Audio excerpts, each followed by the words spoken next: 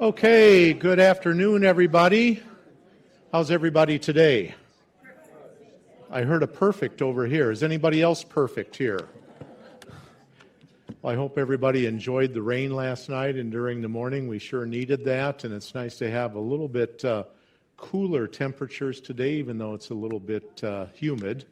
So welcome to the July 2025 edition of the management meeting.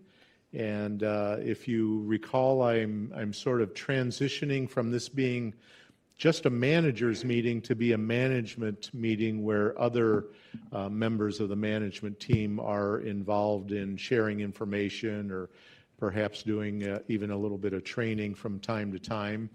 And today, two of our management team are going to start things off. Jake is going to share some things with you about the billing and invoicing, and then Michael is going to follow him with some information from the maintenance department. So we'll let Jake take it away here. Thank you, Mitch. Good afternoon, everybody. Hope everybody is doing well. This is a packed room. I could feel the heat when I came in. Pressure's on. All right. So I just want to touch on a few things before I get into the billing. A couple of questions people asked me over email the past couple of days. So who here is wondering why we have the committees go upstairs to use the copier upstairs rather than what we used to do a couple of years ago and use the one in the office? Does anybody wonder about that? Raise your hand. Okay, so the reason that is, for those wondering, is we're trying to split the load of the copier between the two so we don't run the big one in the office up too high and we have to pay for all the overages of toner. So the reason we split it between the two is to avoid incurring the extra cost. I know it is an inconvenience, and I apologize for that. I'm willing to help any committee person, committee chair, committee member, anybody that needs help using the copier upstairs, I will help you. Just let me know. I'll show you how it works, but that's the reason that we do that. I also got questions about Melissa being in the parking garage doing parking audits. Why is she going down to the garage and checking cars? Why are we asking for license plates, makes and models, and such? The reason we're doing that is because we have a parking scarcity here. Or have you heard? There's a lot of people that want to park down in that garage. So the reason we do this is we just go down there to ensure that what people have agreed to, that they're parking those cars there. It's not because we want to, it's because we kind of have to. Because it's an amenity that everybody wants access to and we just don't have enough.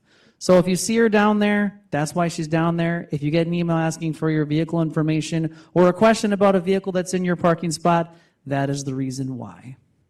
Any questions about either of those things? All right, we'll move right along. So member billing, considerations, and everyone's favorite C word around here, changes. Okay, so as some of you have seen, we have a new billing system. The bills kind of have changed their look each and every month as we get closer and closer to the ideal. The formatting change, I hate to tell you, is going to continue until we feel like we get it right. If it is confusing to you, please come down to the office, give me a call, send me an email, and I'm happy to go over the bill and explain it to you. We're just trying to get to best, not better. And we're going to keep moving that way. And we have a quest for accuracy with the billing, both between the administrative staff, maintenance, turnover team, and such, as well as our friends with Morrison in the York room. We are committed to trying to have bills be accurate, and we're all partnered on that one goal. Some changes we're going to do with payments. I've let this go for a long time. I've been here, some of you, maybe time flies when you're having fun. I've been here over 2 years now. And I've let a few things go, but I just can't as a part of my responsibility towards the financial component of my job. Check payments must be clear and legible. If you pay by check, I have to be able to read it and the machine has to be able to read it. The problem with that is, and I'm not trying to come down on anybody, it's just it creates an issue where it could call into question that I'm pushing your check through, because I know what you intended to write typically, but I'm pushing the check through and just depositing it, which is really something I shouldn't be doing. But I've done it to work with people that, it's kind of a difficult skill to always keep perfect, right, as penmanship, as we come into this season. So I've tried to be as lenient as possible. However, it's gotten to the point where I just can't do it anymore in good conscience, and in my responsibility to your cooperative. So your check has to be legible moving forward. If not, I can't accept it. The next thing, I'm sorry for this too, 2 checks will no longer be accepted for statement payment. There are a few members who pay 2 checks. They like to pay their rent on 1 check, and they like to pay their incidentals or their Yorkroom fees on another check. We're not going to do that any longer because of the amount of work that takes with the new billing system to post 2 payments. So you need to pay your statement in 1 check. ACH forms, when you submit for ACH, you must include a voided check. You cannot just submit the ACH form with your account numbers written, because then sometimes the numbers, due to penmanship or just due to misreading on the check, the ACH doesn't work, and then we have another issue. So your ACH form must include a check when you submit it, and it must be voided. Yes? Mitch, what does ACH stand for? Automated clearinghouse. Automated clearinghouse. It's basically the technology we use to, request payment from your account. I didn't know that. All right, and then another thing. Billing disputes for the Yorkroom charge has a 30-day limitation. It is really hard to go back 3, 4, 5, 6 months for a billing dispute, which has happened, not often, but at times, over Yorkroom charges, especially now that we've changed systems. Again, I know this is a lot of Jake's just unloading on us, and I'm not trying to. I'm just trying to tell you things that we're changing to make things work better. So, your Yorkroom charge, if you have a dispute, it's kind of like when you buy something at Target. You have 30 days to figure it out and bring it back and get it resolved, right? We're putting that same limitation on Yorkroom charges. You got to come to us within 30 days because it gets harder and harder to go back, to look through those charges that are wrong. So please look at your bills, look at your receipts, make sure it's correct. And if it's not, within 30 days of the invoice going out, come tell us so we can fix it. You can go to Amanda, and if Amanda can't figure it out, you can come to me. And between the 2 of us, we'll get it resolved. Communication regarding billing. I can't emphasize this enough. You got to communicate with me, with Amanda, about billing issues. Communicate if you're having issues with your account. Communicate with me if your account closes due to fraud or whatever, so that I'm not wondering what's going on. Communicate to me changes you want to make to your billing, things you don't want to happen. Maybe you want to go back to check from ACH. Communicate those things with me so I know what's going on. Maybe you're out of town. Communicate to me that you're going to be out of town and you're going to submit your check a little later. We can work through these things, but I just need you to communicate to me things that are going on.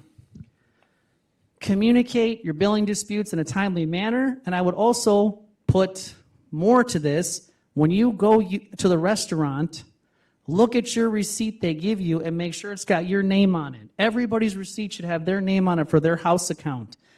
We built that in there to increase accuracy with the servers, but they definitely make mistakes, don't they, Denise? Yes. They make mistakes, right, Rianne? They make mistakes. It happens. We'll get you credited. We'll figure it out. But if you can be a good partner to us, when you get your receipt, make sure it says your name on the bottom and you got charged correctly. There's other things that might happen.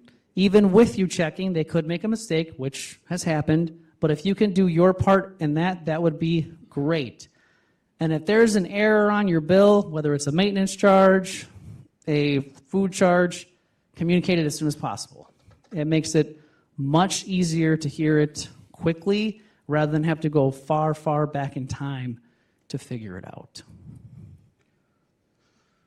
Okay, that's all that I have. Is there any questions about billing that I can answer for you? I know that was a whole lot to get at once. Barb Parent has a question, and so does Artist right behind you.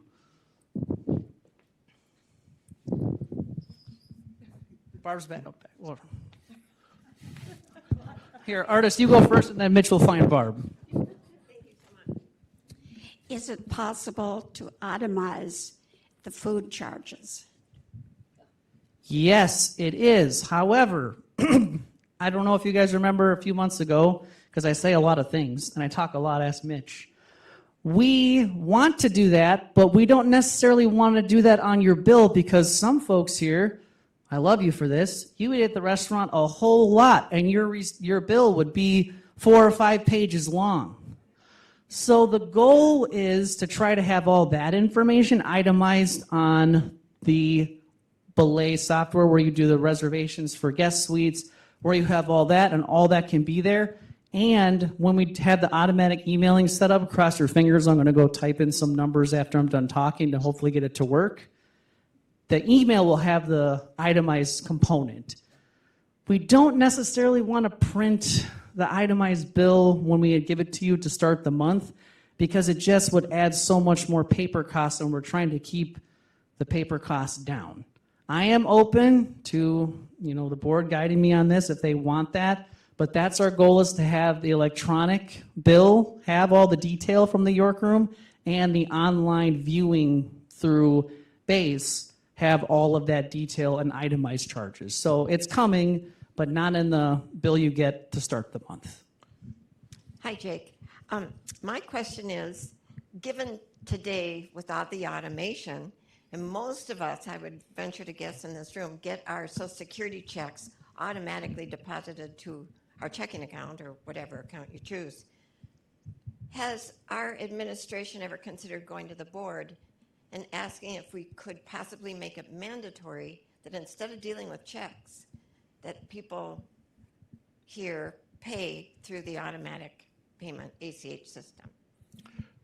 Let me address that. There certainly has been some discussion about that. My understanding and having some conversation with our management leadership is we cannot mandate that everybody pay by ACH automatic payment, but there are some other things being considered. So there are still discussions going on about that. And we don't want to not have people pay by check if that's their preferred method. It's just now with check fraud being so high, there's just a different requirement for me to make sure that those checks are legible, clear, and the scan is good. Don. Quite often, Jake, we eat at restaurants where we want to split the bill. Two ladies might want to get a full meal. In a restaurant, they will split the bill for us. Here, we can't do that. In other words, They can split the bill. They can split checks through percentages. I don't know if the staff is not aware of that feature, but they can split bills. I might have to communicate that to Amanda. please do, because the waiter or waitress that we had was not able to split our bill. Okay, I will communicate that to staff again, just so you guys are aware. We have a lot of new staff in the restaurant. You probably have seen. They just might not be aware of all the functionality with the new point of sale. So I'll just communicate that to Amanda. But there is the capacity to do that, Don, for sure. Any other questions? Erica has a question. One last question here, and then we're going to go to Michael in the interest of time.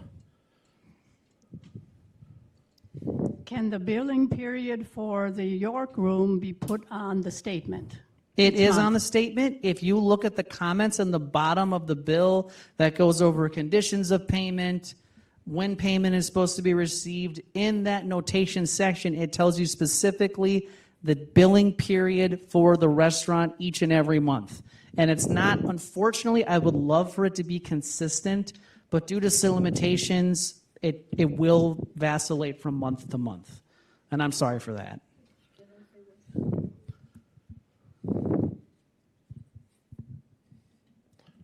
Before you leave, Jake, I just want to say thank you for putting so much on the website, all of the new directory and everything. That's really helpful. So thank you. Thank you so much for your time and attention. I hope I didn't bamboozle you with too much today. And you guys have a great rest of your time.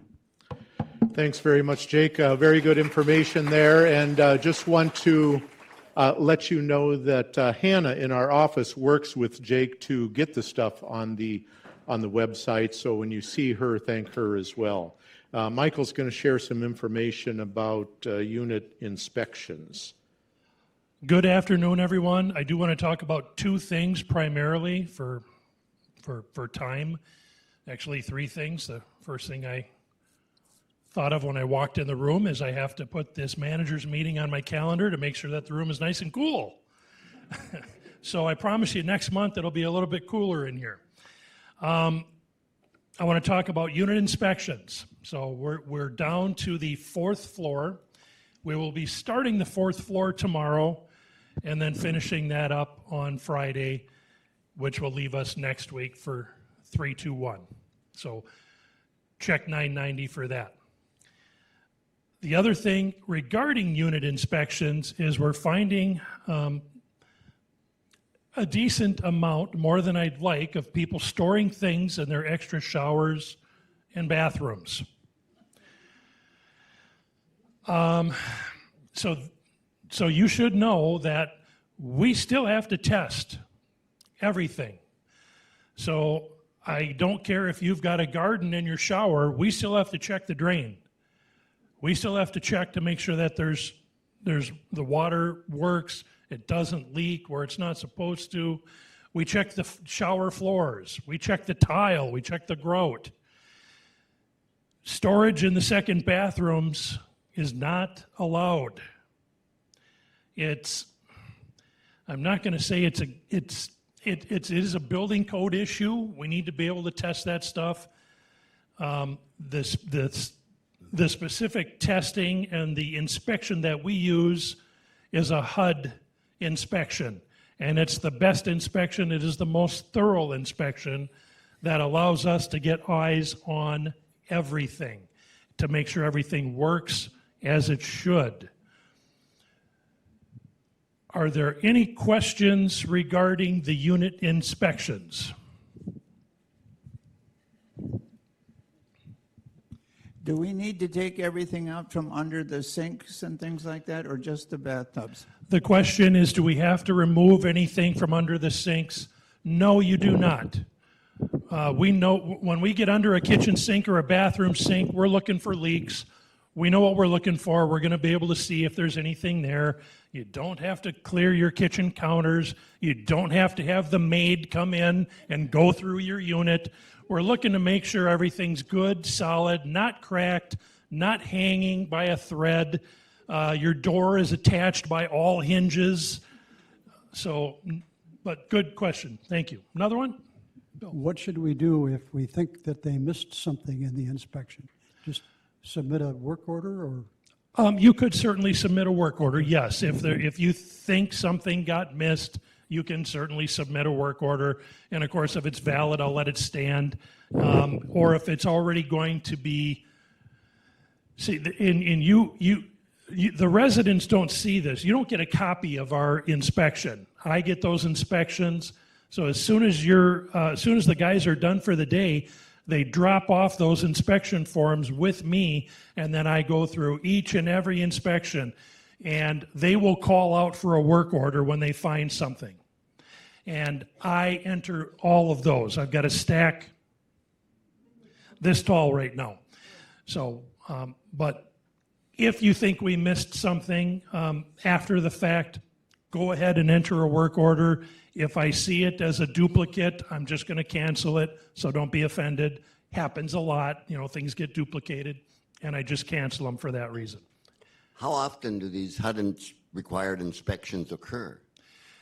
These are These are annual inspections that we do within our maintenance department on behalf of the cooperative. But for the other 360 days of the year, we should still not store anything in our extra bathtub? Is that what I heard you say? Let me jump in on this one. Yes, it would be management's position that you should not store things in your extra shower or your extra bathtub. Other questions for inspections? Yes. How am I doing? Okay, it does tie into the same question, I guess, that we just had. For those that have never needed to use or have chosen not to use the bathtub at all, is there not a way that we can somehow use it for putting stuff in it? I mean, So the question is, if you have that second bathroom and you absolutely positively don't need it, don't use it, don't want it, yes, there is something that you can do. Per the inspection, if you have a doorway and it was meant for a door, there has to be a door there. So we have to check that. Just like in the bathroom, we do have one or two residents that, maybe one, that did this correctly, that has that second bathroom and did not want the second bathroom. So they turned it into a storage area, and you know who you are, legally. They had the plumbing, they paid to have the plumbing capped, the control valve removed, the tub or the shower may have been covered up, but the drain was also taken care of. So there is a way to do that, but just because you don't use that second bathroom doesn't mean you can claim it as a storage area. There's a proper way to do that. So let me just that- jump that in. bathtub- Let me just jump in again here. It would be management's position that the second shower, the second bathtub should not be used as a storage area.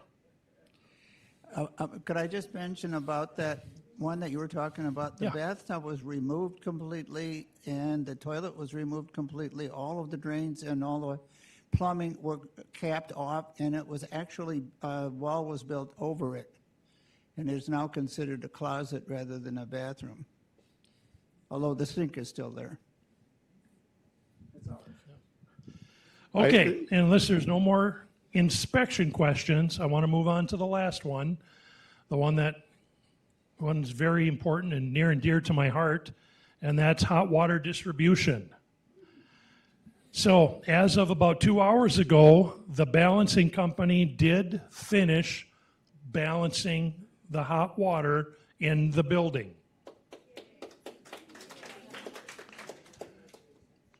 What that means is that for the first time in the building's history, each stack, each riser, each stack, stack meaning whatever your apartment is, 101, 201, 301, so on and so forth. Each stack has now what's called a circulation setter.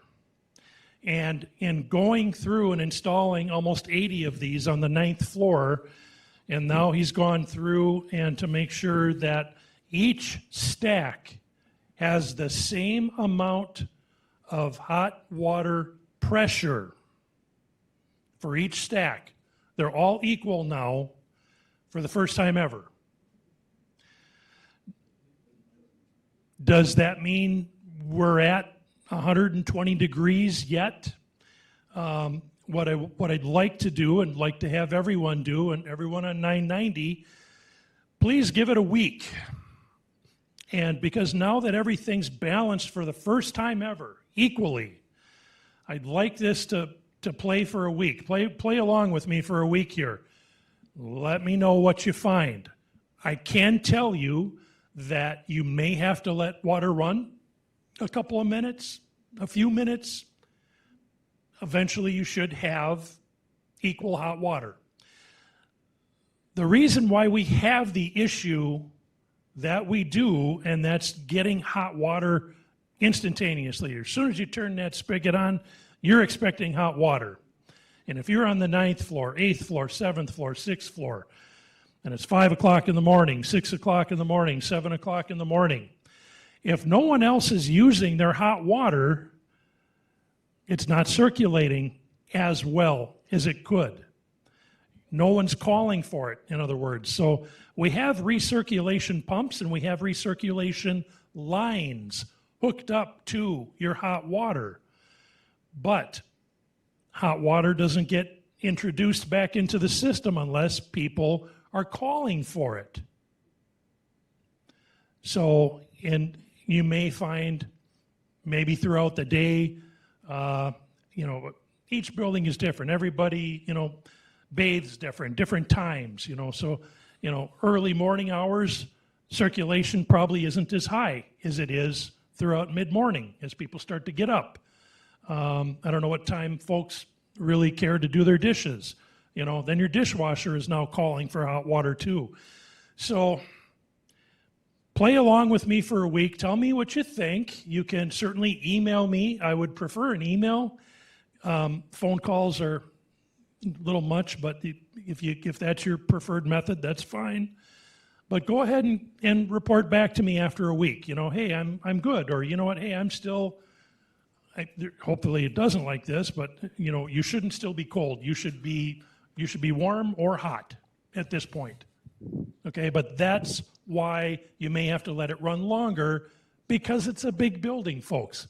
It's 750,000 square feet, and we've got 4 water heaters in that corner. So it takes a little longer for hot water to get from that corner to that corner. So the settings in that side of the building are a little bit more extreme than they are in this corner of the building, because the hot water is located in the boiler room in that corner of the building.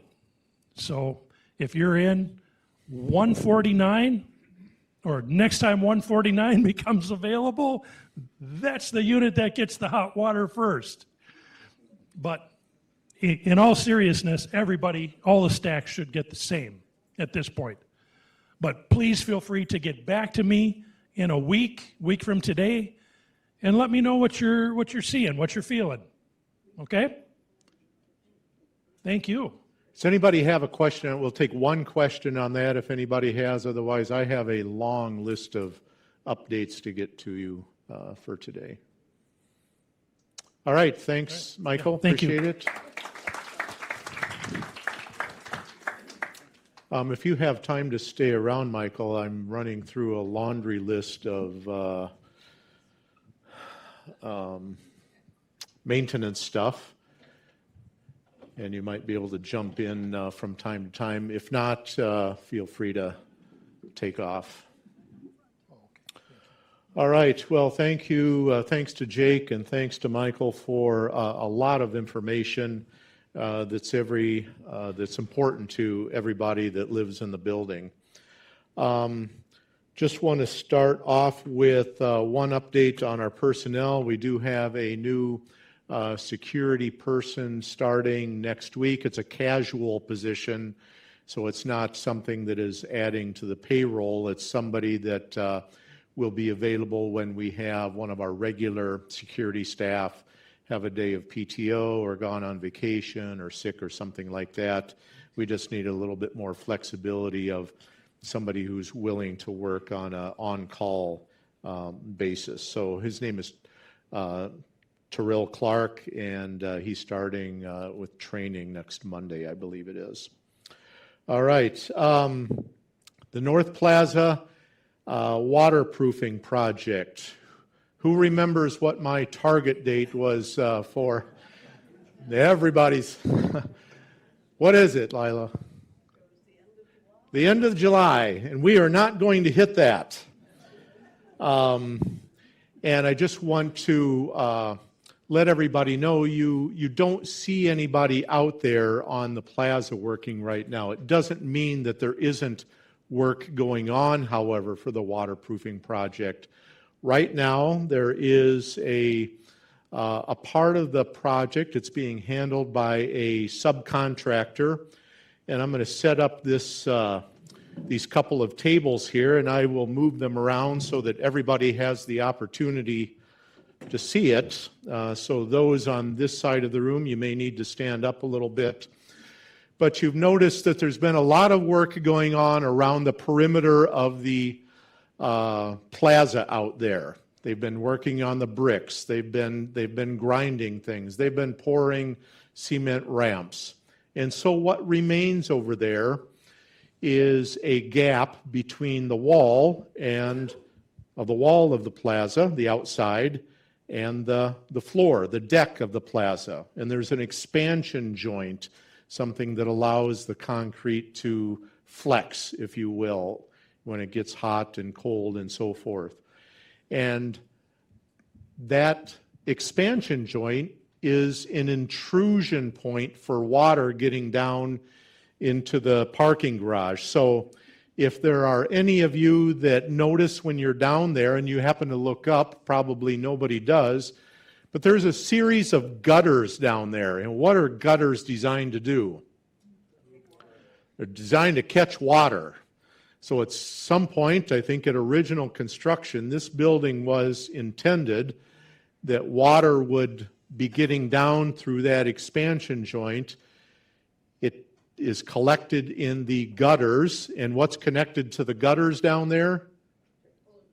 Hoses, rubber tubes, and where do those rubber tubes go? Down into 5-gallon buckets on the floor. You'll see those all around. And then when it rains heavily, like it did last night and this morning, water gets in those gutters, it comes down through the tube, it fills those buckets up, the buckets overflow, and it goes down the floor drain. We don't want that to happen anymore, as well as all of the drip, through cracks in the plaza deck and the other expansion joints that are there. So we're at the point right now where they are about to waterproof that expansion joint that runs around the base of the entire perimeter wall of the North Plaza. And here's what they're using. Now, when I was a kid, this would have been used for something else, like something like that. But this is it's a Citura membrane. And what happens is at the base of the wall, and I'll switch it around for those on this side, at the base of the wall, this is going to sit in there like that. So it's going to be fit up under a joint that's already been created there below the level of the brick, and it's coming down to the surface of the deck, and it's going to be covered by waterproofing down here, and it's going to be covered by metal here, and it's going to keep water from getting down into that expansion joint.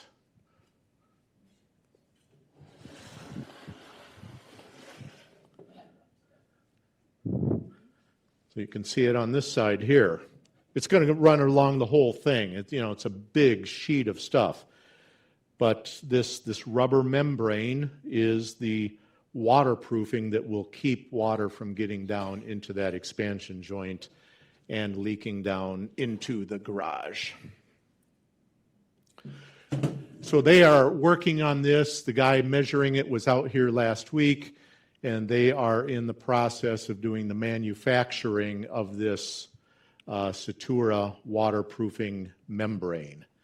And hopefully before too long, they'll get out here and they will be installing all of that around the perimeter. You can see that the concrete ramps going out from the exits have been poured. That's done. Once this is installed, then they can finish pouring that concrete out at the northeast corner where it's still, you can see some rebar that has been laid out. They will finish pouring that, and then they will be at the point where they put the waterproofing coating down over the entire North Plaza deck that waterproofs everything. Everybody clear on that? It's a lot of technical stuff. But there are so many steps that go into all of this. Yes? Just a quick question, because I live above it, so I watch it all the time. But I'm wondering how they clean the concrete before they waterproof it. You will have the opportunity to see that when it's done. It's going to be potentially very noisy. I understand there's a couple of different options that they have for that. One of that is grinding it down like they did in other specific spots around. That gets creates the surface where the waterproofing will adhere to the concrete well. There's also another process that I don't understand, but one of those two, you'll get to see exactly how it's done. All right, yes. Is there some reason why they have not yet put the bricks under the bottom of the windows? At what place? Well, all along where they've put the new wall in, there needs to be brickwork laid on the top. There has been bricks put all around the perimeter of the plaza. Okay, but I mean on top of that, under the windows, there used to be a layer of bricks laid out. Oh, that's going to be metal. It's going to be a metal Flashing. sill, flashing or sill instead of bricks. I'm sorry.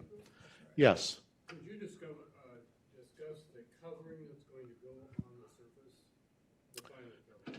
I can explain it very simply. It is called, in a shortened term, PUMA, and it is it's a thick polyurethane type of coating. It's very heavy duty. It's very durable. It's the type of coating you might see on the deck of a parking ramp or something like that.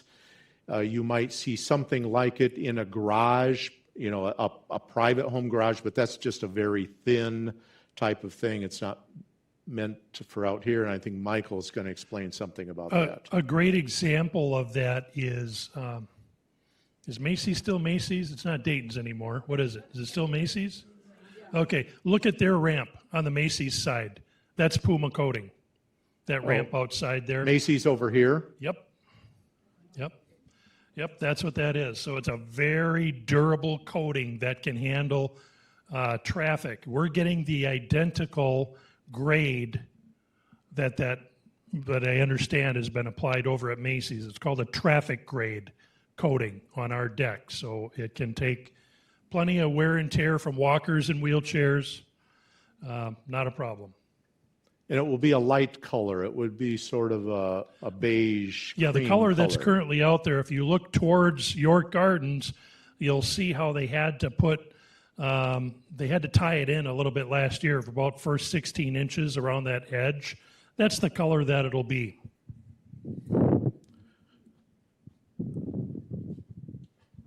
Once the plaza has that waterproofing membrane, where will the water run to? Is there going to be a drain that it will run to? There already is, and it's at the north end to the right of where that patio is that has the pergola. Just to the right of that. You're newer here, so you've only seen it under construction, but there is actually a drain line there with a catch basin. Let's move on to, if there's any more questions on that, we can catch it at the end, but let me move on to the lobby and balcony project. The Lab 23, that's lobby and balcony 23, that's the year that it started. They are continuing to meet with our architect, and their next meeting is on July 29, and if I understand correctly, that is when the architectural design firm is going to bring their vision, their plan for what the lobby and balcony design will be based on all of the input through meetings from with both the committee and management staff. So more to come on that after that July 29 meeting. Boiler replacement. There is continued discussion and information gathering going about the possibility maybe at this point even probability, we'll see, of replacing at least one of the boilers down in the boiler room.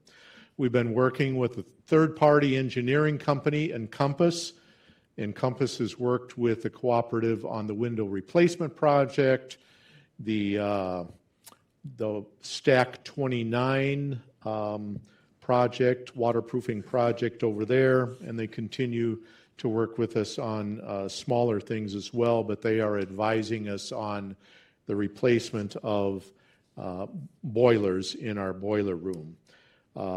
Management will be bringing a recommendation to the property committee in the next week or two for the type of boiler needed to replace the boiler number 2. We have 2 different types of boilers down there. One is natural gas burning, one is fuel oil burning.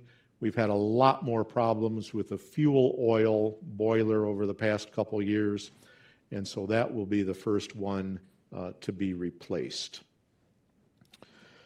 Domestic hot water, Michael has talked about that already with the balancing, so I'll move on from that. Garage cleaning.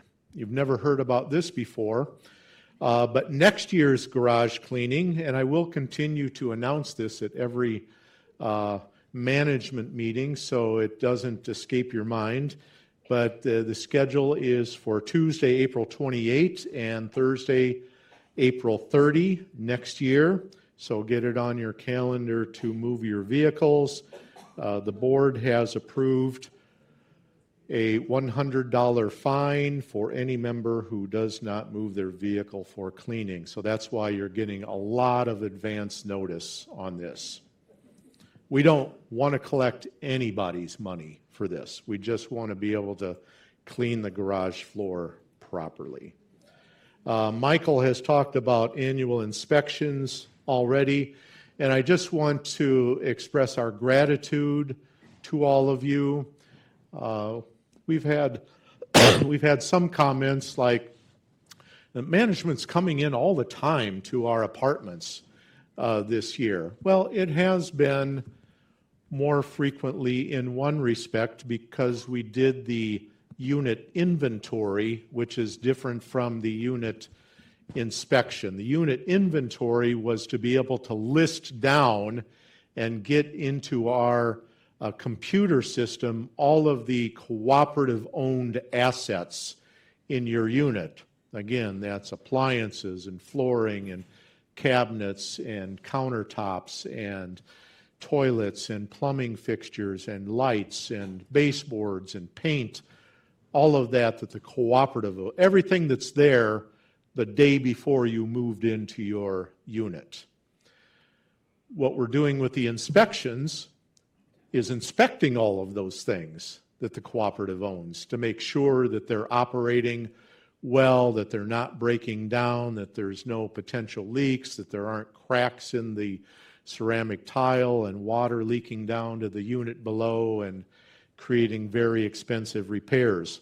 So all of your units that you live in, you are essentially renting from the cooperative as a member. You're renting back from the cooperative when you become a member. All of your units are cooperative-owned property, and the cooperative has the responsibility to make sure that everything is operating well, and particularly so we don't end up with very expensive repairs down the line from leaks that have gone on for years and years because they haven't been inspected or they haven't been reported, which reminds me of something else that I've heard.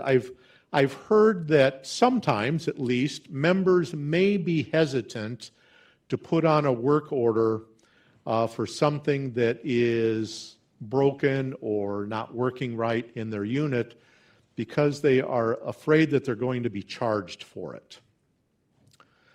Let me dispel that rumor. The only reason that you would be charged for something like that is if you had misused something or you had been negligent in the way that you had been using your cooperative asset.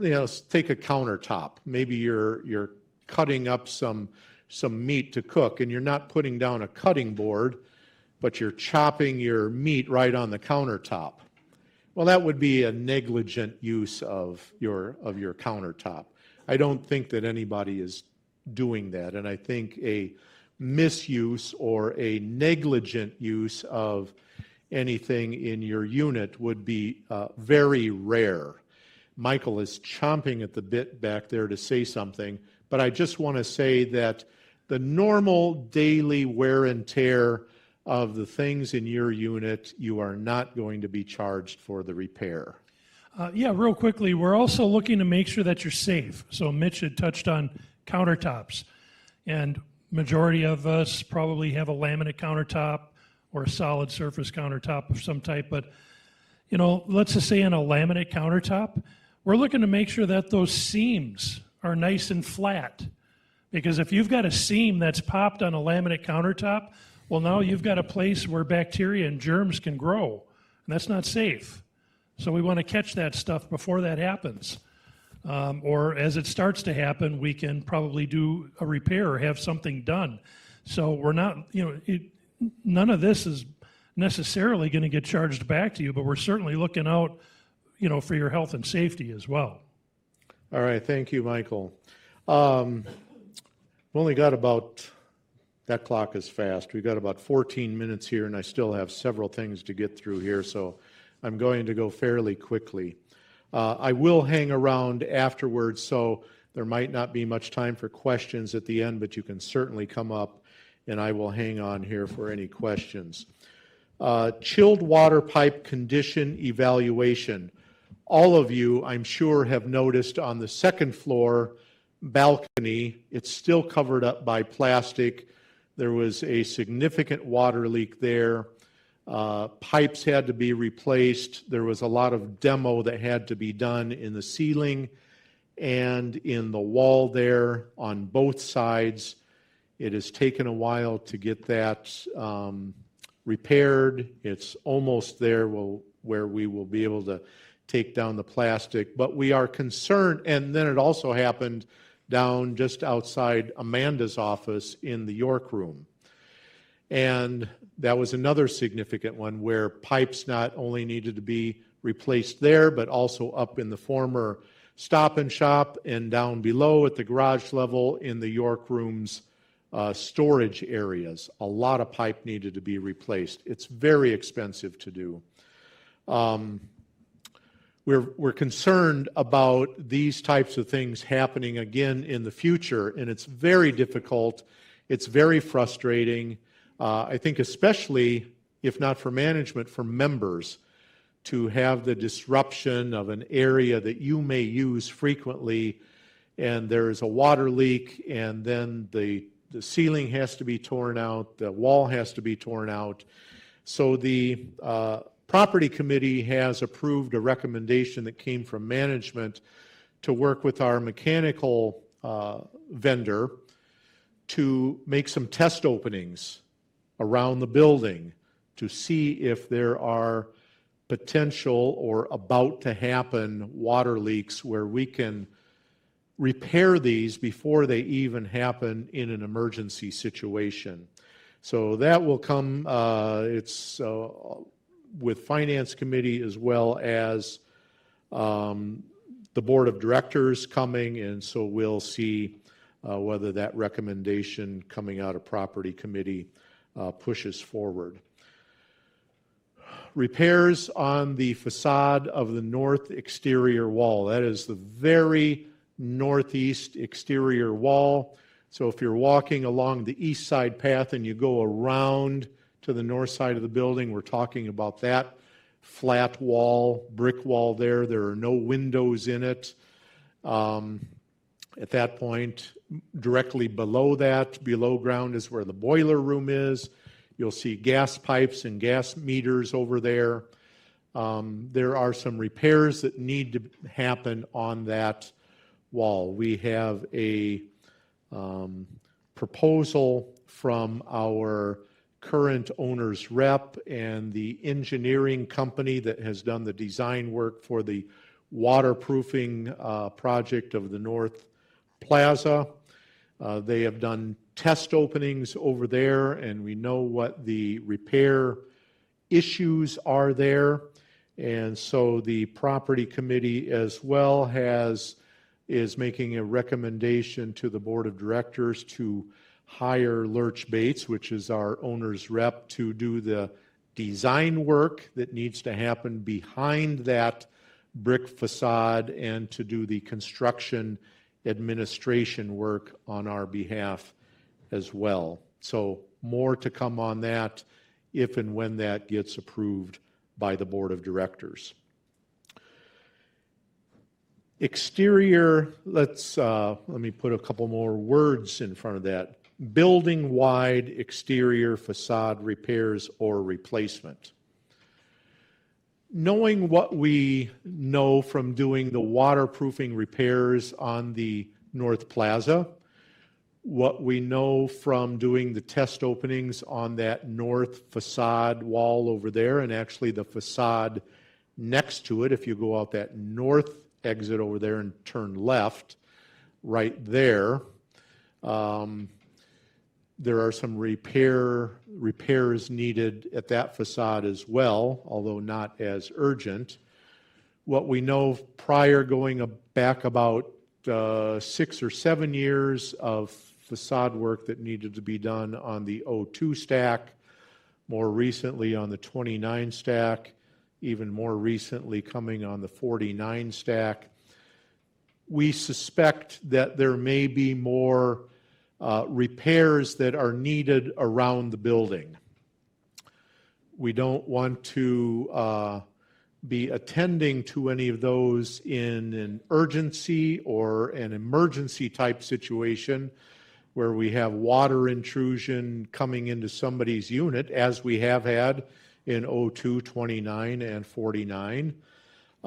So we have sent out a request for proposal to 2 different engineering companies to come up with a proposal themselves to let us know what they think might be needed for repairs around the building or possibly replacement of facade around the building, and what the rough estimate of that cost might be.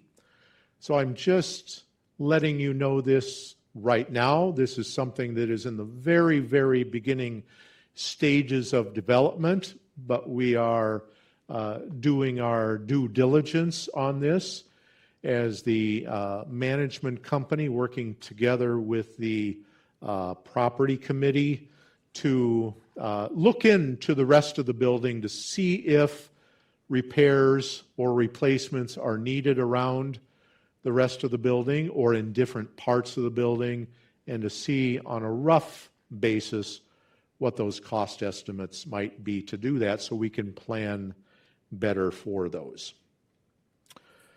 New security cameras, those should be going in soon. That was approved by the board of directors. We just this past weekend had an issue with our security cameras where the whole system was down and we are not able to see what the cameras are showing on the monitors that are at the security station. So the sooner that we are able to get our security cameras replaced, the better. We are also in the very early stages, both LaDamian as the head of security and Michael as the head of maintenance, as well as Jake to some extent, on evaluating and getting information on keyless entry for the building. So right now, if you want to come in any door other than the main door, you have to use a key. That is very outdated. It is a security risk.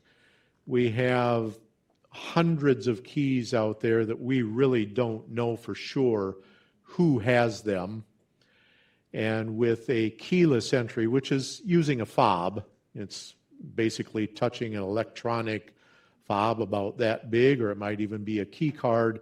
Just touching it to a touchpad allows the door to be unlocked and for you to enter. The nice thing about that is it's very good with security, because all of those fobs, whether they can be operated or deemed inoperable through a computer. You turn them on, you turn them off. If somebody has a fob and you don't want to let them in the building anymore, like Lila, you turn that fob off. She doesn't get in anymore. Anyway, that's in the very early stages of information gathering. Also want to let you know that elevator number 5, that is the biggest elevator. It is also the, what would you call it, the cargo elevator, or the, it is there for the York room as well, for them to get things up and down. There is a significant issue with that. We have a repair estimate for that, and that repair will be happening soon, which means that the elevator will need to be shut down for a matter of 5 days, 4 days, 4 to 5 days, a week, something like that. And I think that last one, we're not anywhere on that. I'm going to let that go for right now. Just want to let you know something that you should receive as a reminder from time to time.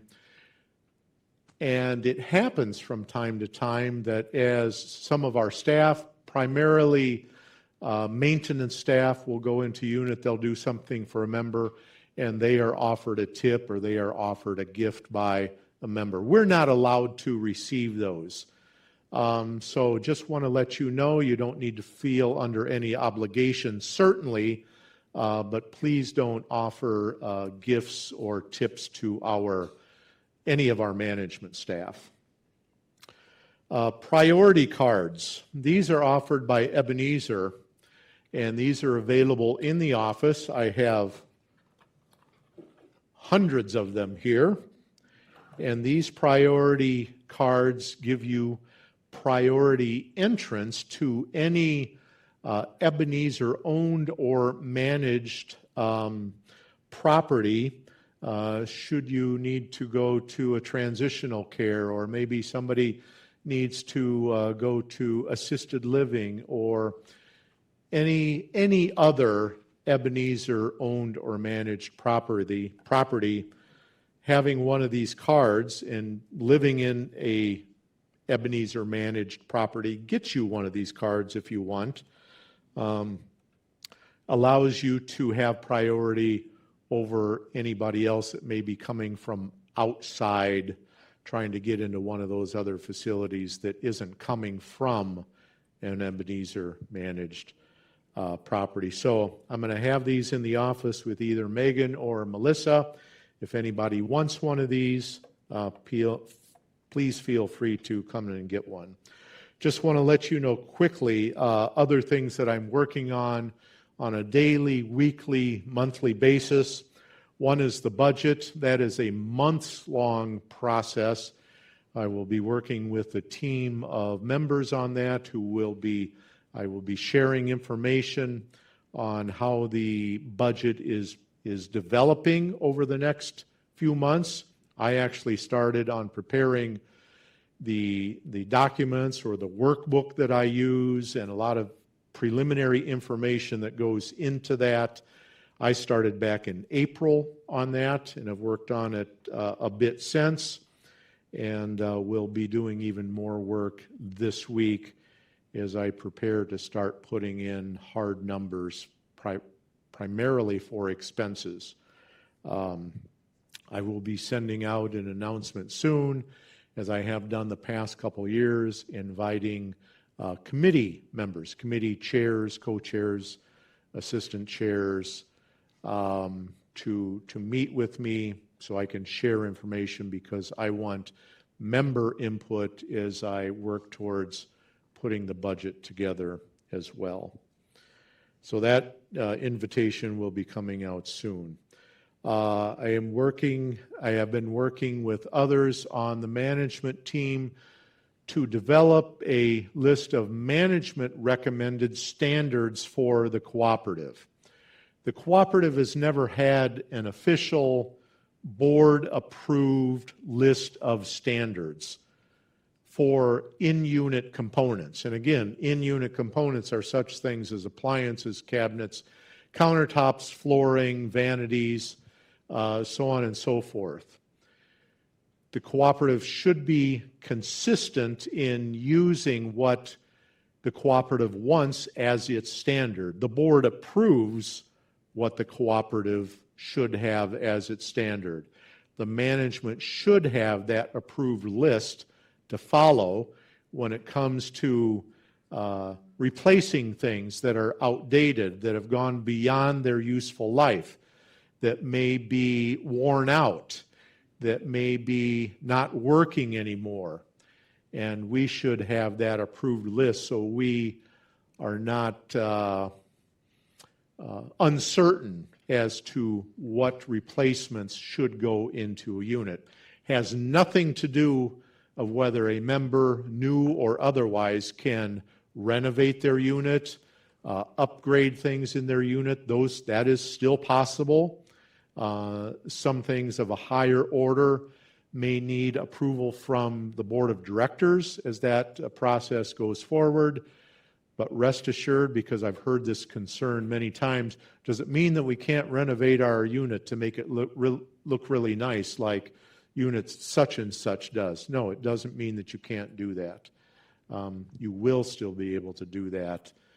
I'm talking about the standards that would go in any unit short of a member wanting to put hundreds of thousands or millions of dollars into upgrading their unit. Also am working on the reserve study update. I have been working on this. Really, in one sense, I'm always working on this because I keep a list of all of the replacements that the cooperative is doing that are paid for from reserves.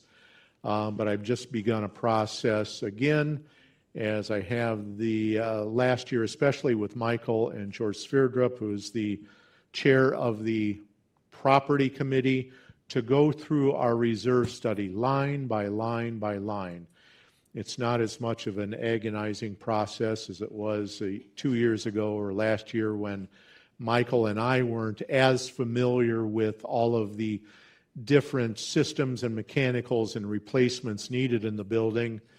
But since Michael especially has had his nose in every nook and cranny of this building and knows the current state of function of everything, we are very knowledgeable about every aspect of the reserve study and having a good idea when it should be scheduled. Perhaps something might need to be pushed back because it's still in really good working condition, but it's on the schedule to be replaced next year.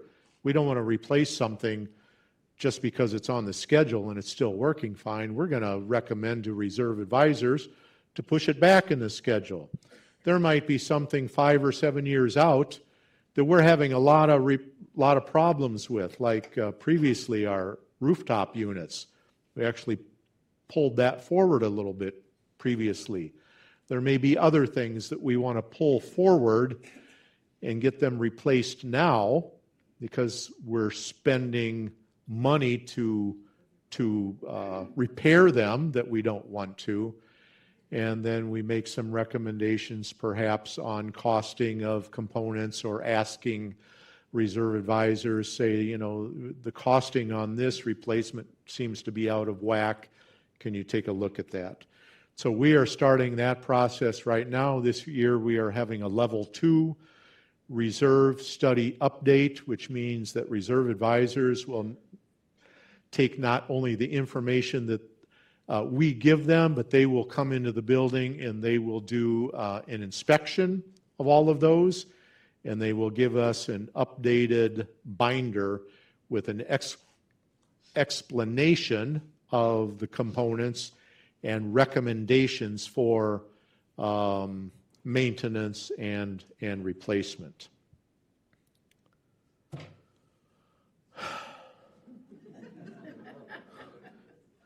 That's all I have for today. We're running about 5 minutes over. I think we have about 10 more minutes. Am I correct with 9:90? Doesn't that run until quarter after? That clock's a little fast there. Oh, I'm not going to 3:30 myself. But I will take some questions, and there are microphones somewhere. Michael's got one over here. Who has questions for me? I prefer they to be as challenging as possible. This won't be.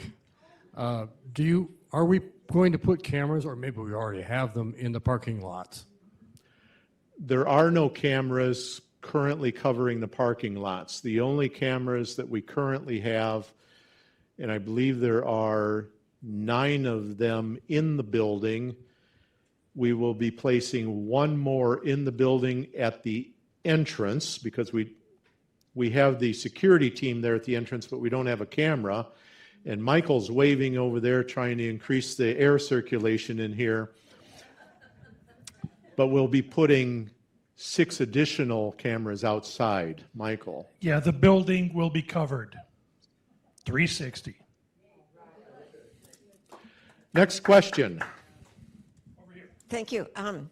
Mitch, you've given us so much information today, and I know in the spirit of transparency, which you support, and because we're all paying for everything, can you tell us how we're doing with the reserves in terms of covering these upcoming expenses?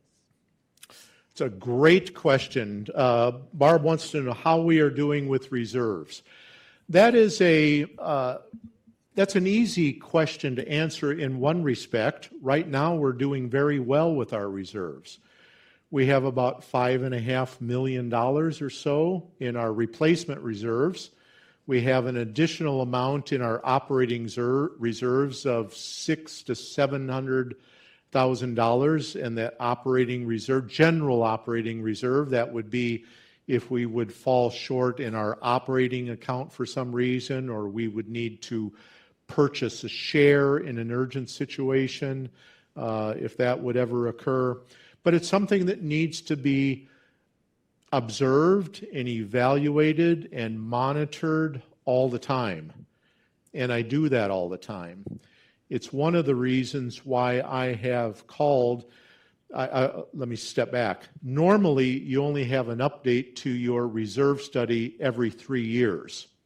I have called to have one done every year since I've been here, because I want to make sure that our reserve study is as accurate as it can be, that it has all of the components in it that it needs to be, that it is updated where we have needed to spend out of schedule for things to make sure that that gets in there, and so that reserve advisors can make all of the adjustments needed.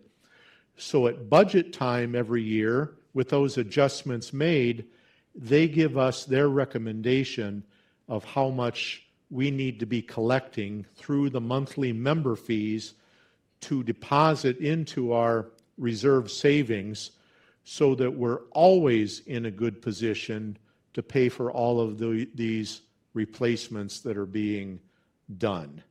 So it's fluid all the time.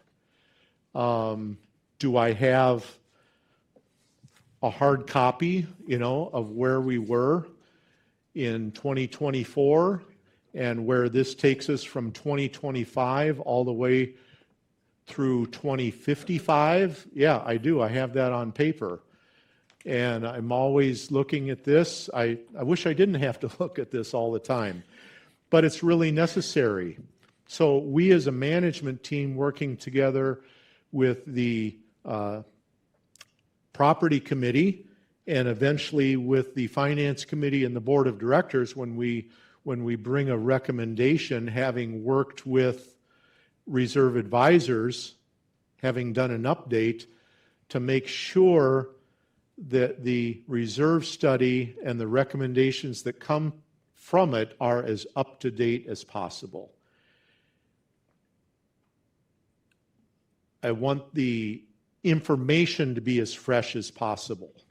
So I have a spreadsheet that I've been developing all the way back to 2024 of all of the expenditures that have come from reserves, had to be paid from reserves. I have to keep that up because there's always a transfer of funds from the replacement reserves, right, Dave? Right, Bob? Where's Bob? Bob, because they get copied on my emails when I request a transfer of funds from the replacement reserve savings accounts into the operating account where these things are paid from. And so I believe we're in a good place right now, but if we just rested on our laurels, you could quickly not be in a good place. And I'm working very hard to keep us in a good place. Next question. Couple more.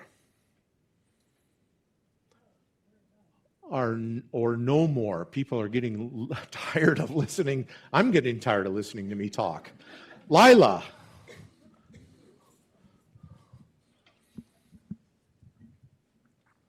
I'm going to put my tent up out in the front because you're not going to let me in the building anymore. Thank you for taking care of our reserves. I stress that when I tour prospective new clients, that we're very good at having reserves. Anyway, what I want to know is when we're going to get our steps over to York Gardens. 2028. Oh, good.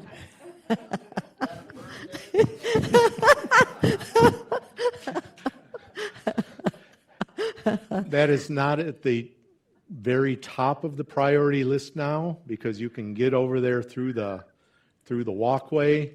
My priority right now is getting the plaza waterproofed so we can get all of you back out on the plaza as soon as possible. For the party. I am sorry it is not going to happen by the end of July, but I hope it happens as soon as possible after that. We have a meeting every 2 weeks, and I talk with our folks that we're working with more often than not. I let them know the importance of having a target date. We're not hitting the end of the month target date, but we're trying to get you back out there as soon as we can. Any date for the ice cream social? The ice cream social is over at York Gardens, I believe, and I think that happens in August. You're going to be walking through the walkway to get there for that. I can manage. Thank you. You might not get back in, but you'll get over there. Anybody else? One more question. Seeing none, have a good afternoon, everybody. And I will hang around for a bit.